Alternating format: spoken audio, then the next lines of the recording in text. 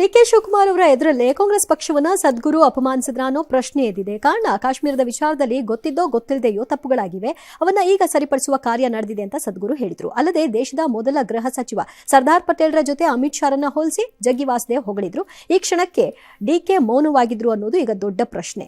ಈ ವಿಷಯವಾಗಿ ಸಂತೋಷ್ ಮೌನವಾಗಿದ್ರು. ಶಿವರಾತ್ರಿ ದಿನ ರಾಜಕೀಯ ಮಾತಾಡಬಾರ್ದಾಗಿತ್ತು ಅಂತ ಸಂತೋಷ್ ಲಾಡ್ದು ಅಭಿಪ್ರಾಯ. Fair enough, fair. ತಪ್ಪು ನಾನು ಹೇಳ್ತಿಲ್ಲ, ಅಲ್ಲ ನನ್ನ ಸಾಮಾಜಿಕ ಕಳಕಳಿ ಹೀಗಿದೆ ಅಂತ ತಪ್ಪು ನಾನು ಹೇಳ್ತಿಲ್ಲ ರೀ. ಅವ್ರವ್ರಿಗೆ ಬಿಟ್ಟಿದ್ದು ಆಯ್ತು, ನೀವು ಹೇಳಿದಿರಿ ಫೇರ್. ಜಗ್ಗಿ ವಾಸುದೇವ್ ರೆಸ್ಪಾಂಡ್ ಮಾಡ್ಕೊಳ್ಳಿ ಅದಕ್ಕೆ ಬೇಕಿದ್ರೆ. ಡಿ ಕೆ ಏನ್ರಿ ಮಾಡ್ಬೇಕಿತ್ತು ಅಲ್ಲಿ ಕುರ್ಚಿಯಿಂದ? ನೀವು ಜಗ್ಗಿ ವಾಸುದೇವ್ ಅವ್ರ ಕೂತ್ಕೊಳ್ಳಿ ಒಂದು ನಿಮಿಷ. ಏನ್ರಿ ಮಾತಾಡ್ತಿರೋದು ನೀವು? ರಾಹುಲ್ ಗಾಂಧಿ ಎಂಬ ಅಭೂತಪೂರ್ವ, ಹಿಂದೆಂದೂ ಕಾಣದ, ಮುಂದೆ ಕಾಣದೇ ಇರುವ ದೇಶಪ್ರೇಮಿ ಭಕ್ತನನ್ನೊಬ್ಬನನ್ನ ನೀವು ಅವಹೇಳನ ಮಾಡ್ತಾ ಇದ್ದೀರಲ್ಲ.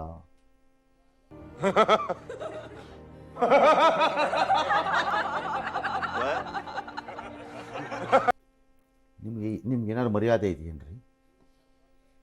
ನಾನು ಇದನ್ನು ಖಂಡಿಸ್ತಾ ಇದ್ದೀನಿ. ಇಲ್ಲೇ 5 ನಿಮಿಷ ಸಾಂಕೇತಿಕವಾಗಿ ಧರಣಿ ಮಾಡ್ತೀನಿ ಏನ್ ಬೇಕಾಗಿತ್ತಾ? ಡಿ ಕೆ ಏನ್ ಮಾಡ್ಬೇಕಾಗಿತ್ತು? What you could have done at least. D K ವೈಯಕ್ತಿಕವಾಗಿ ನಂಬಿಕೆಯಲ್ಲಿ ತನ್ನ ಹಿಂದೂ ಕ್ರೆಡೆನ್ಷಿಯಲ್ಸ್ ತೋರೋದ್ರಲ್ಲಿ ಯಾವತ್ತೂ ಹಿಂದೆ ಬಿದ್ದಿಲ್ಲ. ಹೌದು.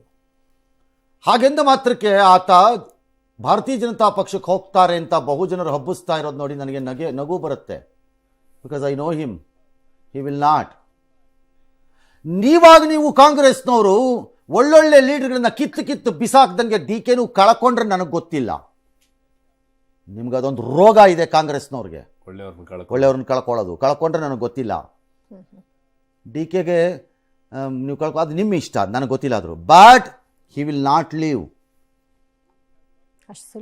ಬಿಡಲ್ಲ. ಬಿಕಾಸ್ ಹಿಸ್ ಬೇಸಿಕ್ ಇದು politics is still the Congress blood ಅಲ್ಲಿದೆ.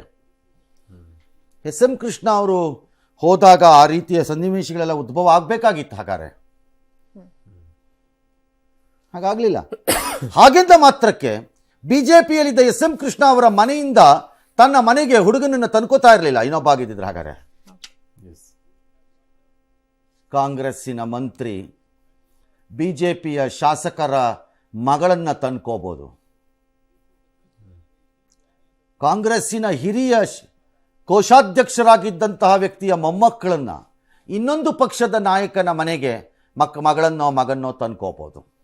ಲಗ್ನನೇ ಮಾಡ್ಬೋದು ಕಾಂಗ್ರೆಸ್ ಬಿಜೆಪಿ ಮಧ್ಯೆ ಅಂದಾಗ ಇದು ಯಾವುದೋ ಅಮಿತ್ ಶಾ ಪಕ್ಕದಲ್ಲಿ 10 ಅಡಿ ಗ್ಯಾಪಲ್ಲಿ ಕೂತ್ಕೊಂಡ್ಬಂದಿದ್ದಕ್ಕೆ ಏನು ರೋಗ ಬಡ್ದಿದೆ ನಿಮ್ಗಳಿಗೆ? ಅದೇನ್ ಮಾತಂತ ಹೇಳಿದ್ರಿ ಸರ್ ನೀವು? Really hats off sir, hats off.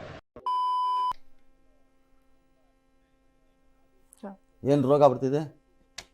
ಈಗ ಲಗ್ನ ಆದವ್ರನ್ನ ಏನು ಮಾಡ್ತೀರಿ? ಲಗ್ನನೇ ಆಗ್ತಾ ಇದೆ.